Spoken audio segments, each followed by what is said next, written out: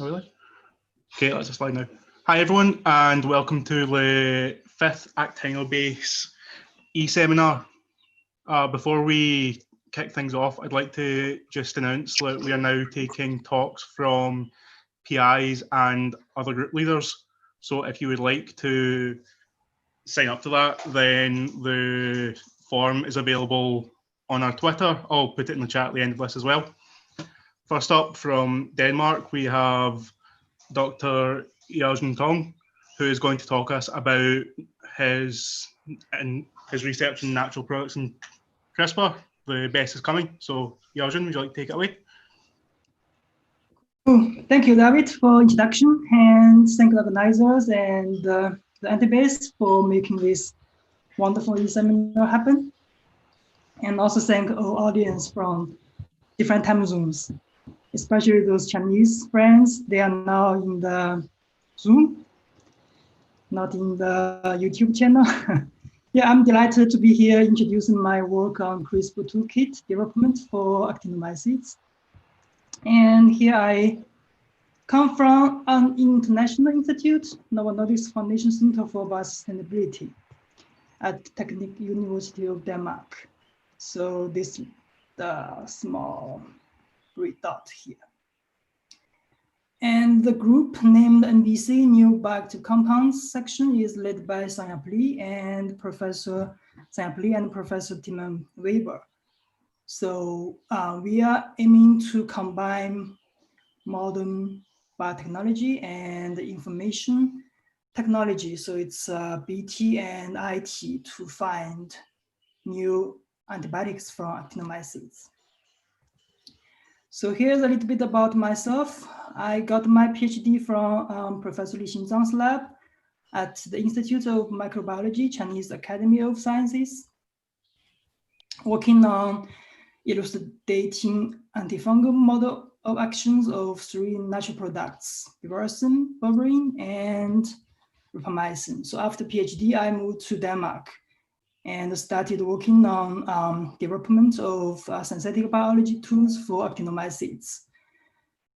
Someone may ask, why did you jump from like PhD after PhD, jump to a totally different area? So that is a very good question. And when I, after my PhD defense, I looked back and actually, I found that instead of mode of action study, we urgently need more bioactive compounds. That is saying that bad bugs need drugs. And suddenly, after the golden age, the development of the speed of natural products discovery dropped very fast.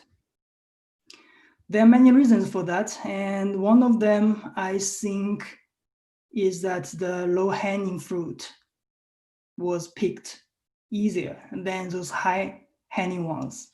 Therefore, now we need higher ladders for those high-hanging fruit. So this slide shows a very classic, traditional workflow for natural products discovery. Now I'm going to put some timescales above it. So you know that from a given strand to have a final genome sequence, it takes weeks to months. And then from the genomic information to cluster information, so use genome mining, it may take just seconds to hours. Finally, we need to use the laboratory work to get a real compound out of it. And that takes years. Therefore, more and more data and genome mining information will be accumulated and waiting us to process them in laboratory. Just like White Chinese said that good tools are prerequisite to the successful execution of a job. So of course, the traditional methods are not good enough for doing that. So we have to have something new, something efficient, and something more handy. So this is the motivation drives me to CRISPR. So I hope like by now I have convinced you that we urgently need some efficient tools to find more bioactive compounds.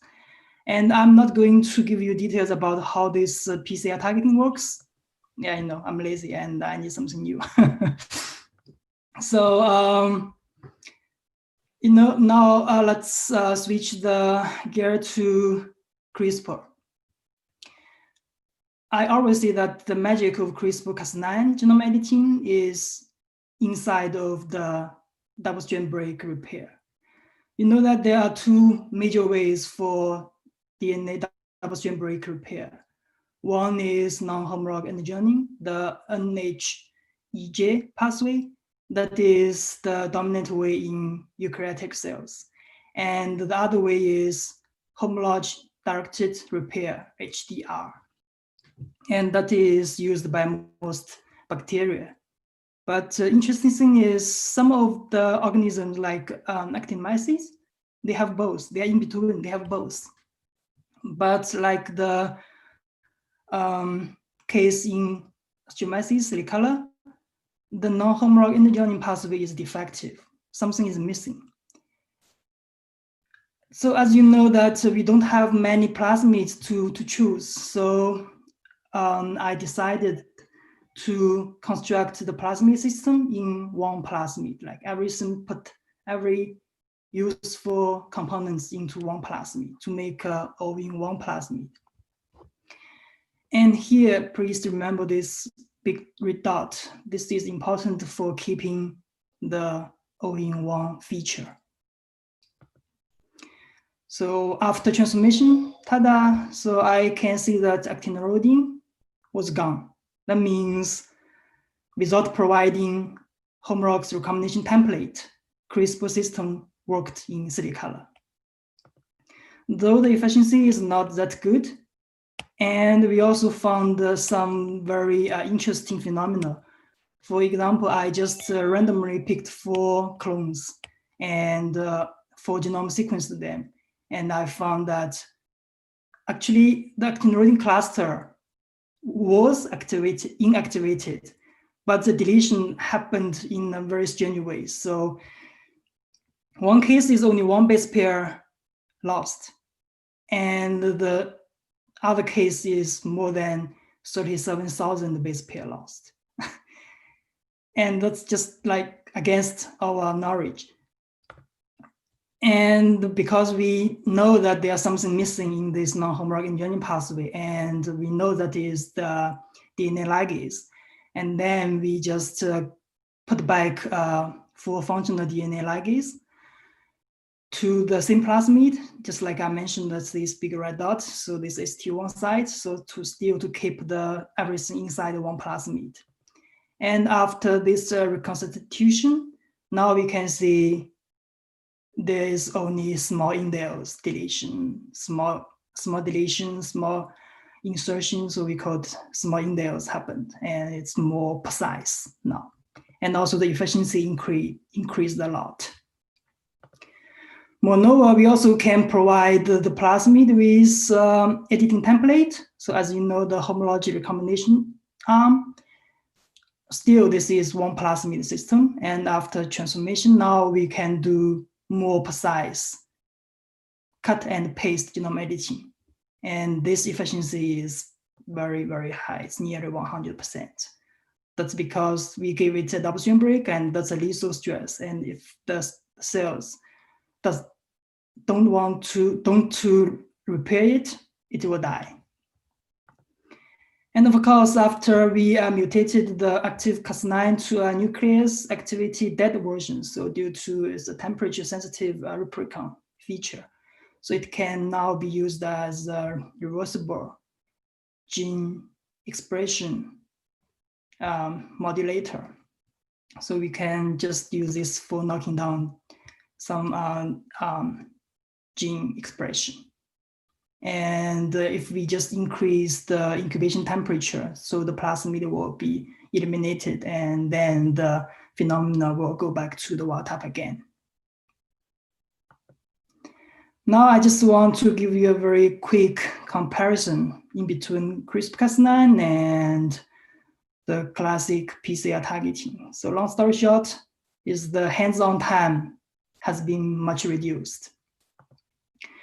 But sadly, soon we meet a problem in using CRISPR-Cas9 to inactivate a gene in Streptomyces collinus. We just cannot get a desired mutant. So here's the result. And you know that Streptomyces collinus is the natural producer of chiromycin.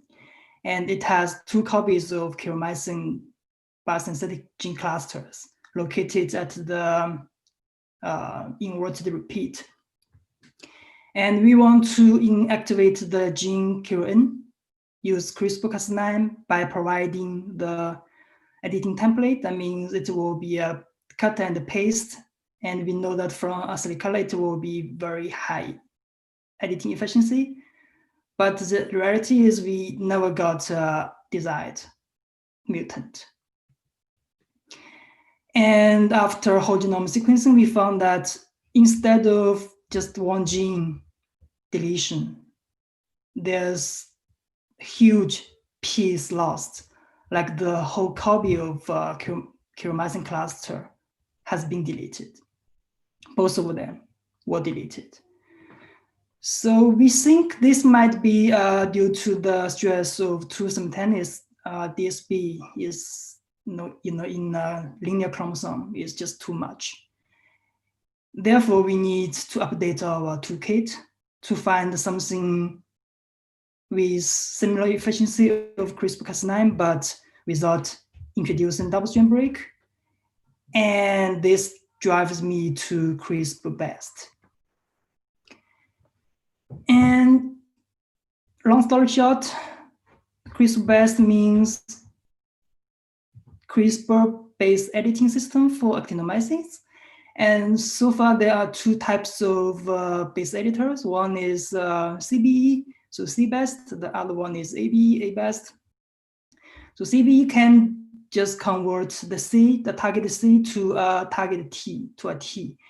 And ABE can convert the target A to G. So that's what they can do. But just by converting a single base pair, there are so many things can be done. So this slide summarizes what kind of amino acid change can happen just by switching 1 base pair to another. So in particularly, these codons that can be introduced to stop codon gives us some applications that we can use for inactivate genes. So you know that if we just introduce early stop codon in a gene, so that means this gene, the protein cannot be translated, and that means it's equal to a deletion. But in this way, there's no double-strand break, and the chromosome keeps, the stress keeps as minimal as possible. So the next step is we also want to see that which kind of combination of the target gives us the most efficient editing. So the result is for CVE, for C-Best, CRISPR C-Best, the target C behind the TOC gives us the highest editing efficiency, while the CRISPR A-Best, the target A behind the TOG gives us the best results. The next step, then we just used our favorite model strands Strathclyde to give it a try. Again, we target actinorodine. So you can see from here that we targeted the gene SCO5078 and SCO5092, and to introduce stop codon or some TTA codons. And then we found that there are different phenotypes after the base editing. And by Sanger sequencing, we clearly see that the mutation happened as we expected. So that means the system worked. And then now we went back to see that if we can fix the problem of KIR-N mutation, because CRISPR-Cas9 can not give us the expected mutant. And results are just expected. So we provide a piece of sgRNA that can make stop codons in the KIR-N gene. And both by active testing and LCMS, we found that the results just as we expected. Then later we also did the whole genome sequencing and found that the strain keeps no other big deletion happened and no other strange off target were found. So the last thing here is that talking about the CRISPR, everyone will ask that, how about these off-target effects?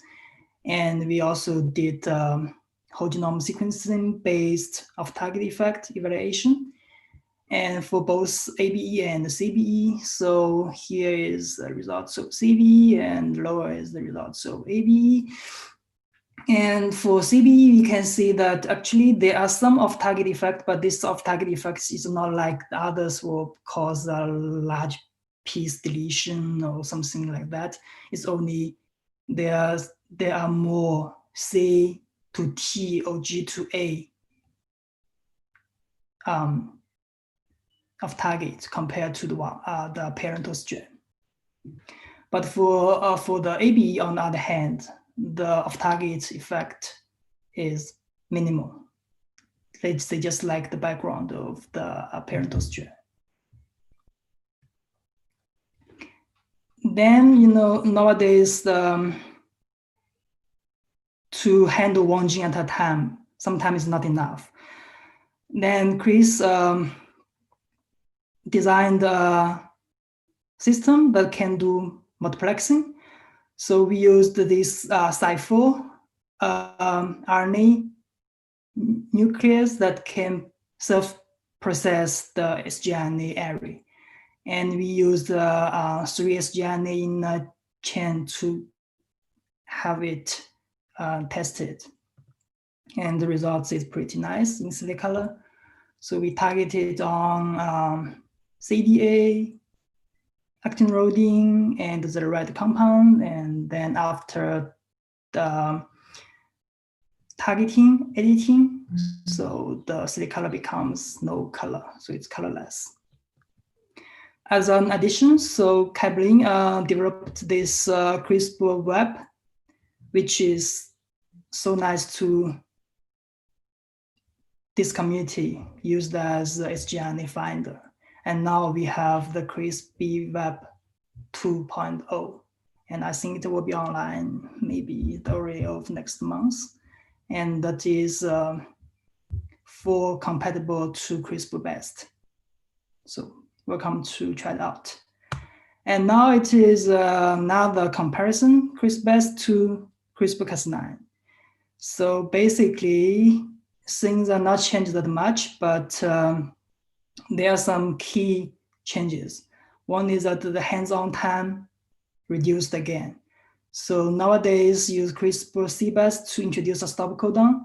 If everything works as designed and everything is optimal, it takes only less than 10 days to inactivate a gene. And we, I think very soon there will be this Nature Protocol paper. And in there, we described a very detailed step-by-step protocol to how to use our CRISPR toolkit. And I think I will Twitter it as soon as it's online, and welcome to try it out. And here's a quick summary of the CRISPR-based toolkit that I have developed. So you can find the information from this link, from CFB link, and you also can find the information there, how to get the plasmid. And that is, I think it's useful to this gen, and hopefully we can bring this curve back using advanced tools. So the last one, yeah, perfect time, 20 minutes. So acknowledgements. So I want to thank all the group members in Professor Abli and Professor Tim Weber's group, and also some support from the CFB, like sequencing lab, like the analytic lab, and many other peoples. Now I'm happy to take the questions. And if you have more questions afterwards, you can send me emails and contact me from Twitter and some other places. Thank you.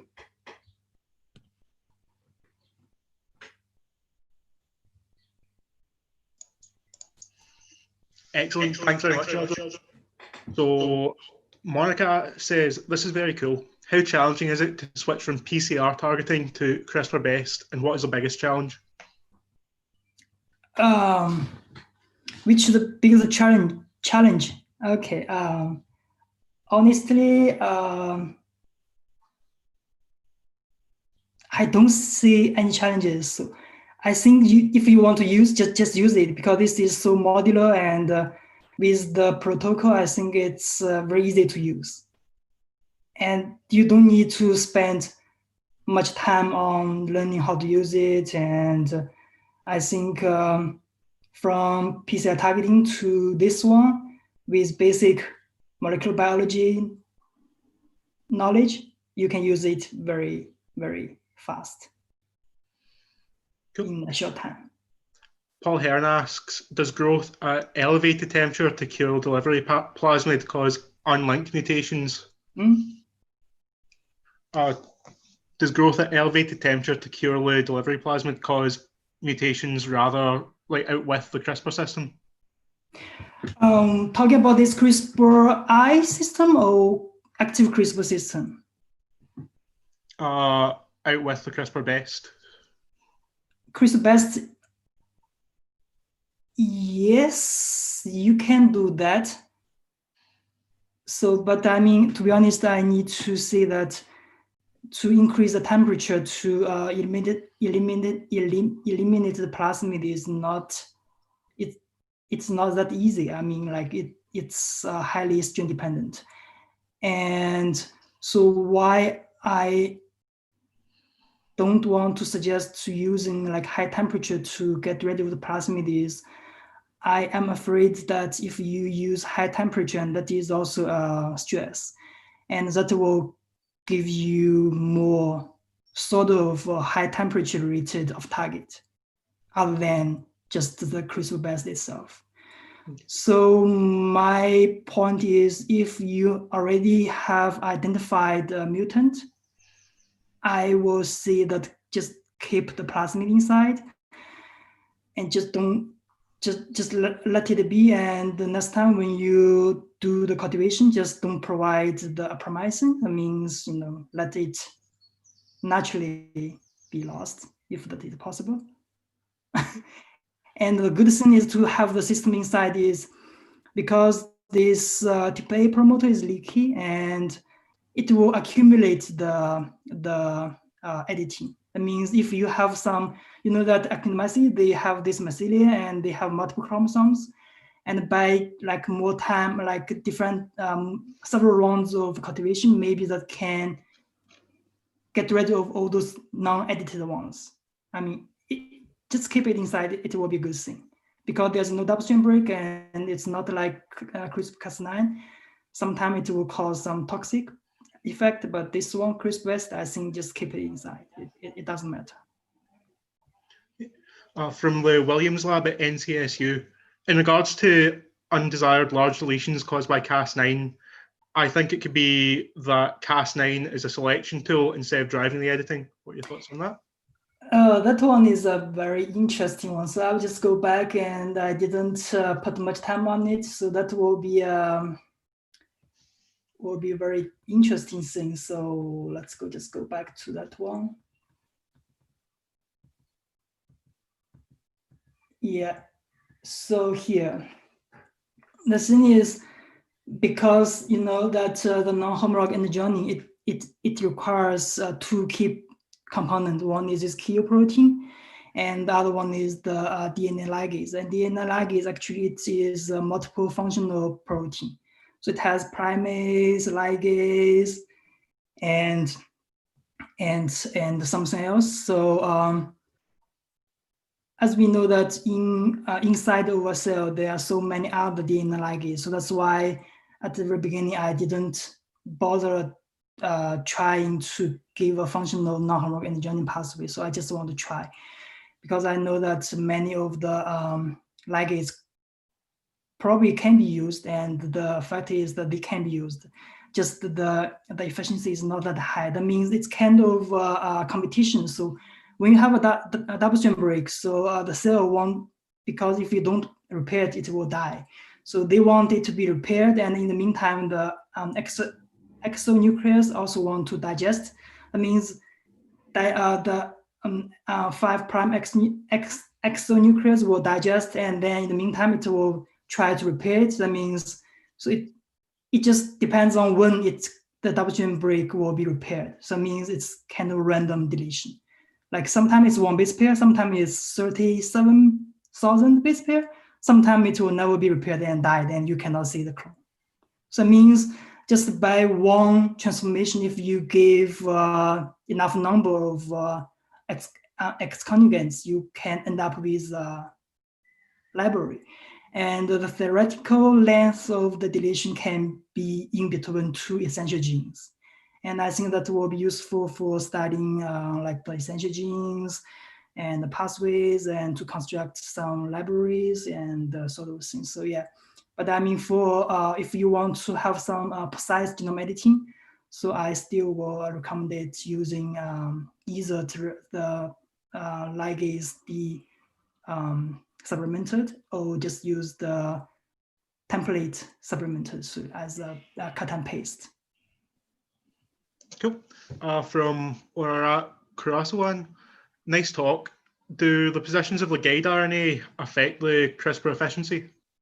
Yes, that's a very, very good question, and definitely. So you know that the sgRNA, so far the most widely used one is around 76 to 82 nucleotide length. I mean the scaffold. And then you provide a 20 base pair or 20 nucleotide spacer. So that means, you know, it's kind of 1/4. And the RNA can have many different structures. And if for example, you have a very high GC spacer, and that spacer probably can have your full sgRNA cassette fold to another way, not like the desired way. That means this sgRNA structure cannot bend to the Cas9 protein. That means then it's a dead version. You never can find the designed edits because the sgRNA was lost. Yeah, so that means that's why I always recommend it to people that using at least 2 to 3 different spacers per gene to give it a try. From Amir Bonyatsada, could this method be used for activation of desired genes, or is it more of an inactivation tool? Good question as well. So actually, I am working on doing an activation. So hopefully next time I can give you more details. But I mean, so far, no, so far it's in activation. Okay, and now last talk for our next speaker from Fabrizio Alberti. Fantastic talk. Are there any specific Streptomyces species or strains that you have not been successful with your CRISPR systems?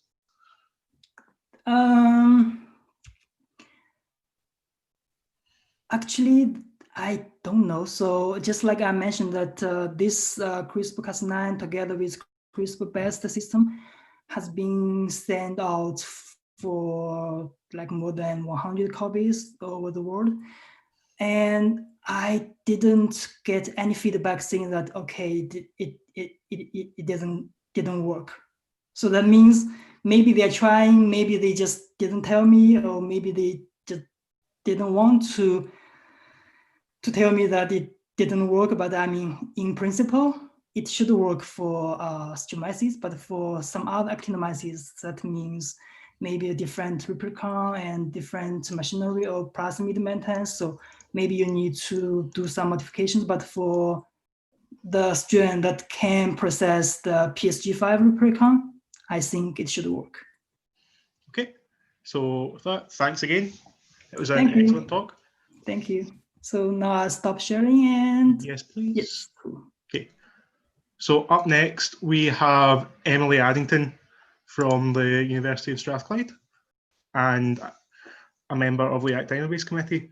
Emily's going to be talking about how the disruption of the MCE operon affects Streptomyces cilicolor. Emily? And thank you very much for that intro, Dave.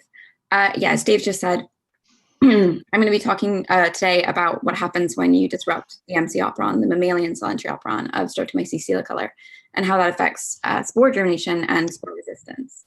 Let's just start off with giving some brief background on the MC operon.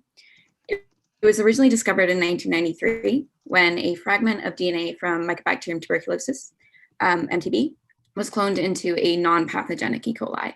And it was found to confer the ability to this E. coli to invade HeLa cells and also be preferentially taken up by and survive within macrophages for extended periods. So this DNA fragment was called MC1 for mammalian cell entry locus 1. And it was subsequently found to be part of a larger 8-gene operon, which was then called the MC operon. We now actually know that there are 4 homologous copies of this operon within the MTB genome, MC1 to 4, and they're dispersed throughout the genome, but they all share this highly conserved structure, which includes 2 transmembrane proteins upstream of 6 MC proteins. And MC proteins are identified as such by their possession of an MC-like motif or domain, which consists of about 80 amino acids. And because of how they were discovered, i.e. promoting cell invasion, and the organism in which they were discovered, a human intracellular pathogen, these MC proteins were initially investigated solely in terms of their virulence function. And it was found that they were key in cell invasion, but also in intracellular survival of MTB. However, we actually know now that MC proteins are widespread across actinobacteria. They're present also in Rhodococcus and Nocardia, and obviously in Streptomyces, as well as many others. They're also present in some proteobacteria and some eukaryotic chloroplasts. And phylogenetic analysis suggests that all Actinomycetales MC operons have arisen from duplication events of a single ancestral 8-gene MC operon, which has undergone proliferation and deletion within Actinomycetales lineages with minimal to no gene reshuffling. And what's quite interesting is that the number of MC proteins within a species seem to reflect in some way the environmental niche those organisms reside in. So in Mycobacterium, the lowest number of MC proteins is actually found in slow-growing pathogenic species such as Mycobacterium leprae, which has 6 MC proteins, while the highest number is found in fast-growing soil-dwelling Mycobacterium, such as Mycobacterium van Belleni, which has 65 MC proteins. And obviously key to note here is that the MC proteins are not just present in pathogenic bacteria, they're present in non-pathogens as well. And this makes more sense now that we know that the MC operons actually encode ABC transporter assemblies for lipids. So the MC4 operon of Rhodococcus and Mycobacterium has been conclusively shown to be a cholesterol importer. It's the major cholesterol importer of MTB, and it's absolutely required for intracellular survival of the bacterium. More recently, MC1 in Mycobacterium tuberculosis has been shown to be a fatty acid transporter, and we know it also has some roles in host cell invasion. And as I've mentioned, gram-negative bacteria also contain MC proteins, and these are known as MLA proteins, maintenance of lipid asymmetry. And as the name suggests, these proteins are important in transport of lipids between the inner and outer membrane to crucially maintain outer membrane integrity.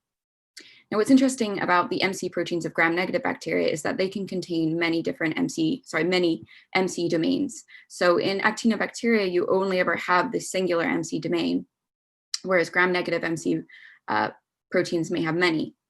And E. coli has 3 MC proteins, one of which is MLA-D, maintenance of lipid symmetry D. And this is an MC protein which binds phospholipids with high affinity. And it functions by forming a homohexameric ring, which extends out into the periplasm. And in that way funnels lipids through to an ABC transporter complex in the inner membrane. And in this way transports lipids between the inner and outer membrane. And obviously, actinobacteria only have the singular membrane, so it's quite likely that the gram-negative and gram-positive MC proteins function in quite a different way, but they all have this commonality of being involved in lipid transport. So that finally brings us to the MC operon of Streptomyces silicolor. This is one entire copy of the operon. It's 13.4 kilobases in size. It's composed of 9 core genes, and it's encoded in a core region of the genome. It has the highest homology to the YRBE4 MTB proteins, about 50%, and the MC3 proteins of MTB, about 30%. And like the Mycobacterium MC operons, it shares this very highly conserved structure. And that includes an ABC like ATPase, which forms the nucleotide binding domains of the transporter complex.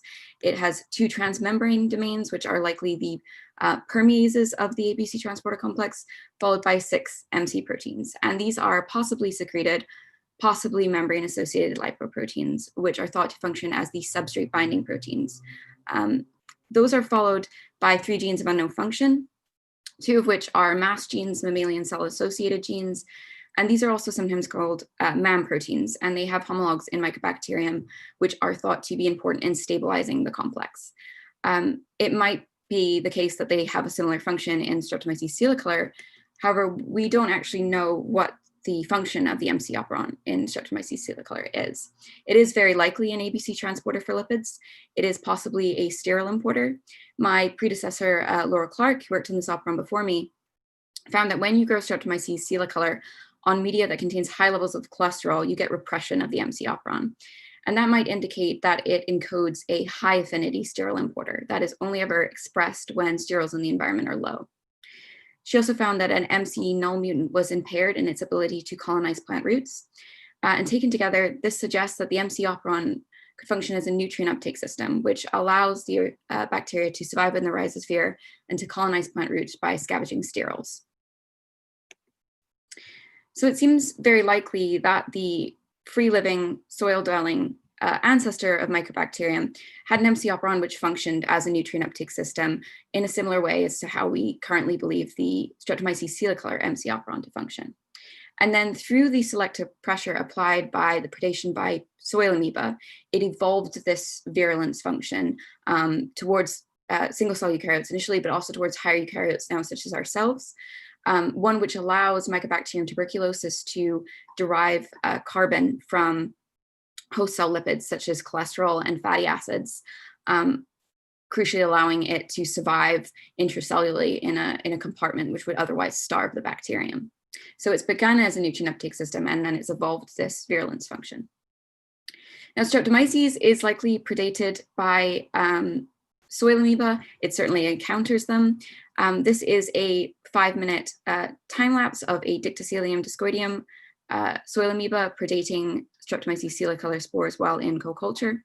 And one of the key parts of my project is really investigating the interaction of, or how the MC operon influences interactions between Streptomyces and soil amoeba.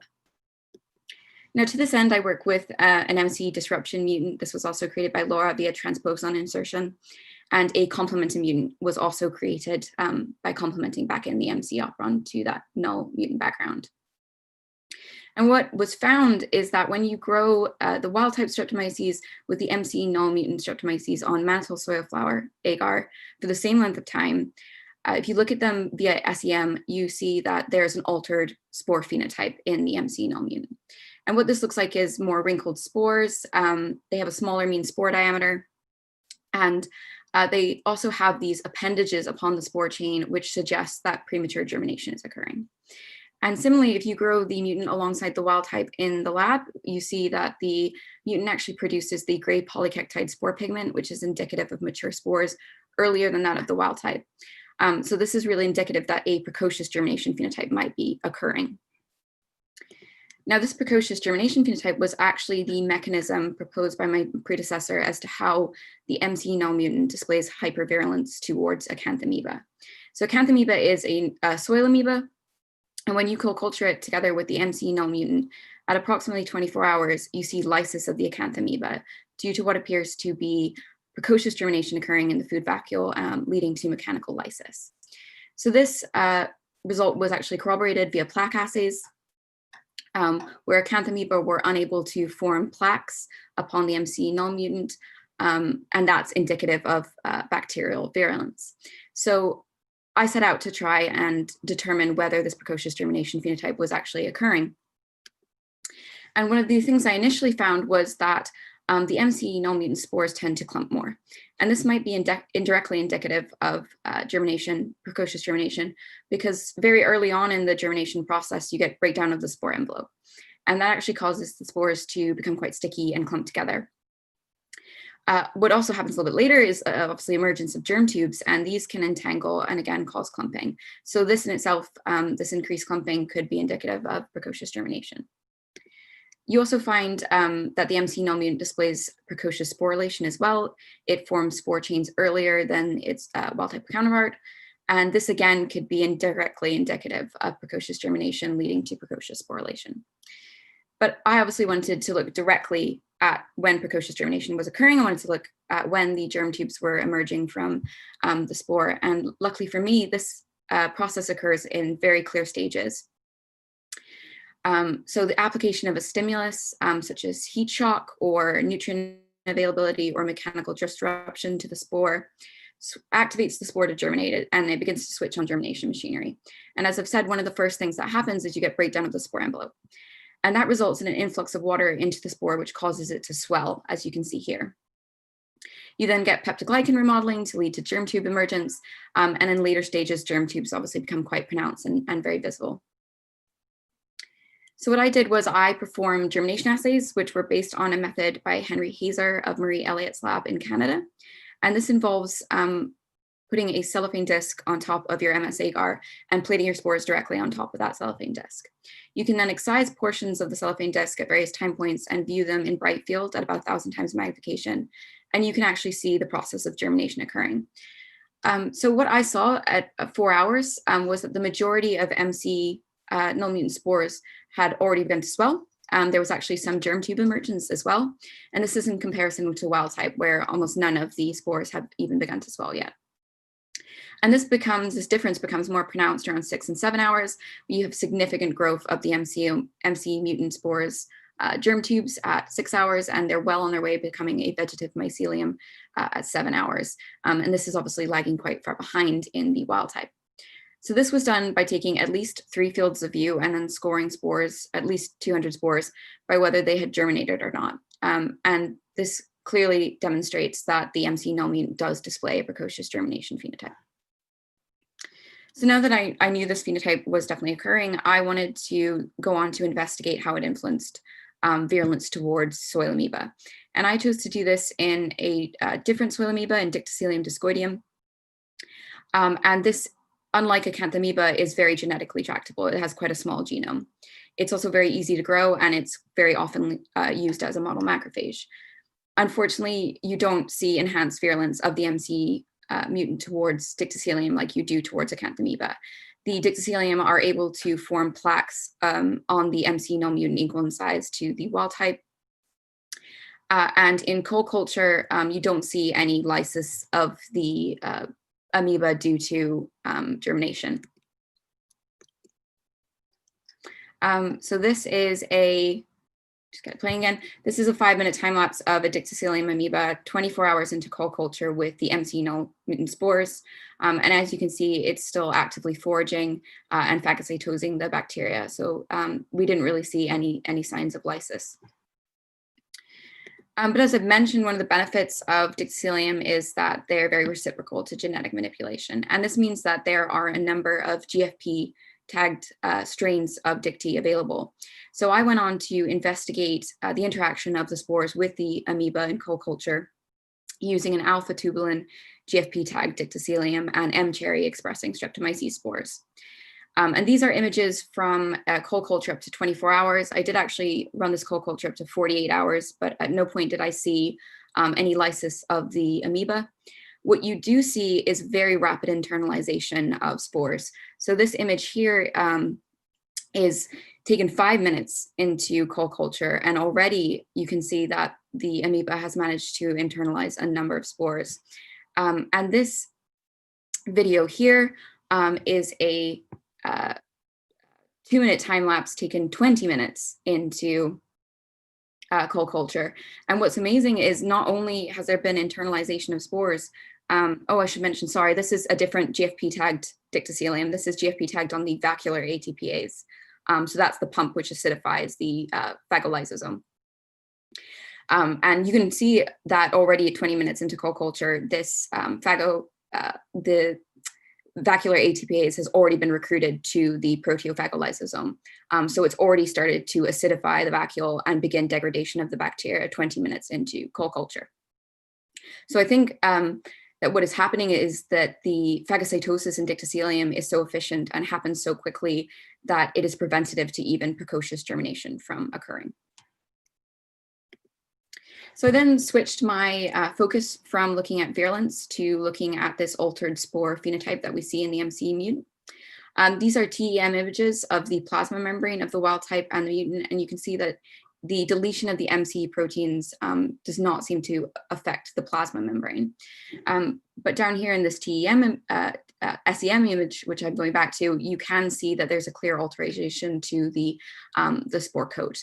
And as you all know, the spore envelope is the protective layer of the spore. It protects the genetic material. And so it's more resistant to various stressors than vegetative cells, one of these being heat. So my question was, if you get this altered spore envelope, does that mean that the MC non-mutant is more susceptible to heat?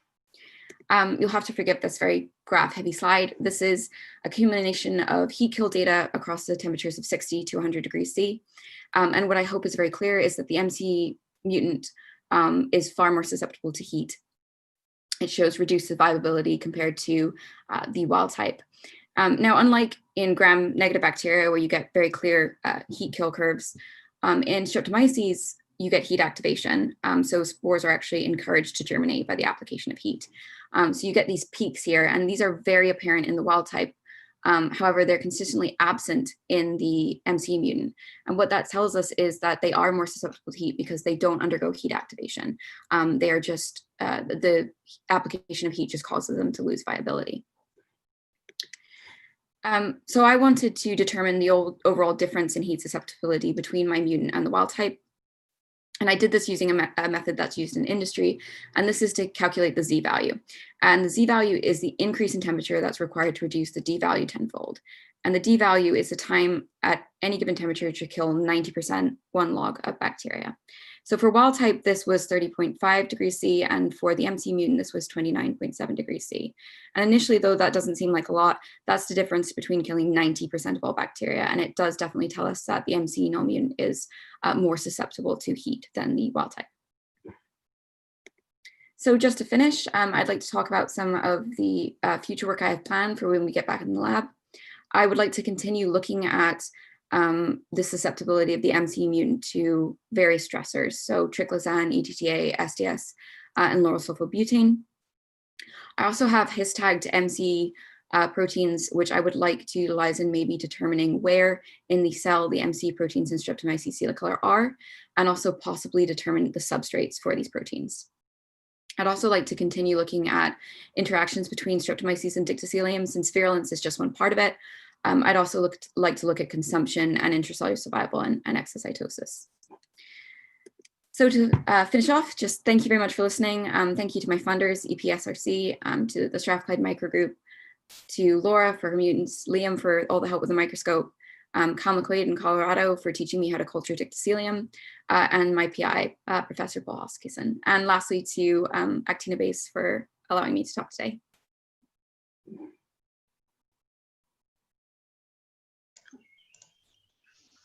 Thanks very much, Emily.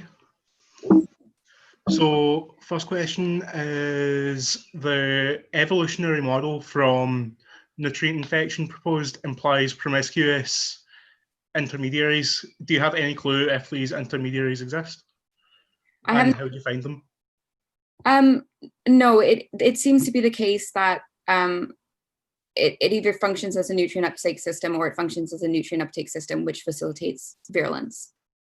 So I don't think it's really changing its function so much as a kind of adapting to a new niche by using that function in a different way.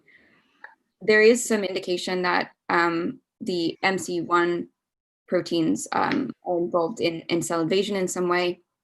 We do see that phenotype. It's how the MC proteins were discovered, but nothing is really known about how they do that at the moment. That's still under investigation in Mycobacterium. Okay. Nerds410 asks, is it known what would happen if you overexpress genes in the MCE operon? That hasn't been done in Streptomyces celicolor. I believe it has been done in Mycobacterium, and I think you get varying phenotypes depending on which of the MC proteins you're either knocking out or overexpressing, and which of the operons you're doing that in. And also there seems to be variation in what host you're using. So if you're using a model macrophage, you get a different kind of phenotype than if you're doing that in a whole animal. Okay. From Ankita Nag, great talk, Emily. Does the MCE operon have any role in the export of endogenous antibiotics? I don't think it does. It obviously, I don't know the function of it, but the amount of similarity to the Mycobacterium operons leads us to think that it is a lipid import system, and it doesn't really have any role to play in antibiotics. It functions as a nutrient uptake system. Okay. From Anuharika Upadhyaya. Hi Emily, can the MCE operon be elicited by external chemicals? Say again, sorry? Can the MCE operon be induced by chemical elicitors?